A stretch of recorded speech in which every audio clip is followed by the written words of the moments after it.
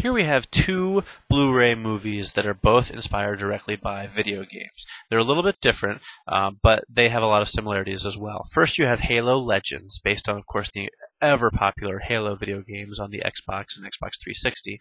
And then you have Dante's Inferno, which is based on the upcoming or brand new Dante's Inferno video game. They're both really interesting, highly stylized films, and both of them are enjoyable, if not movies that overwhelmed me. And maybe that's because I'm not the most hardcore gamer in the world. I'm not a Halo fan in terms of playing the game regularly. Or maybe it's just because I find the anime style of delivering stories to be a little bit tiring. Halo Legends is actually very reminiscent of the Animatrix. It's 7 short stories by different directors that all take place within the Halo universe and are all very different in style and tone. I like the origin story at the beginning, which kind of laid out the Halo universe for me, but there's another story that looks like a kind of a moving oil paint come to life, and while the animation style is fantastic, the story itself didn't do a whole lot for me. So it's kind of a mishmash. There are some that work really well and others that don't work quite as well.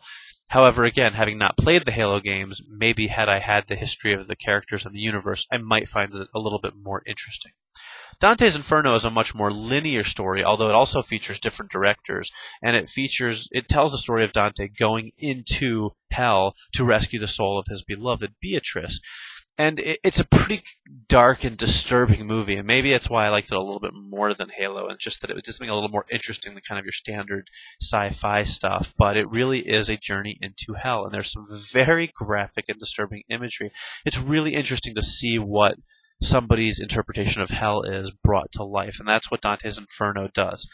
That being said, neither movie really engaged me on an emotional level. They're both interesting, they're both kind of neat, there's both films I watched and was kind of like, oh, that's kind of a cool moment.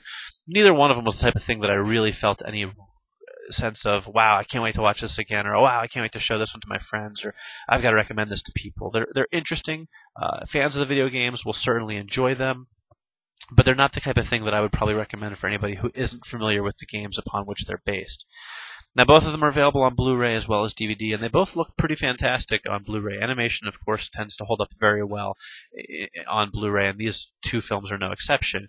Both of them feature striking colors, really sharp outlines, solid black outlines, good attention to detail, strong contrast. There's really nothing wrong with the visual presentation of either film.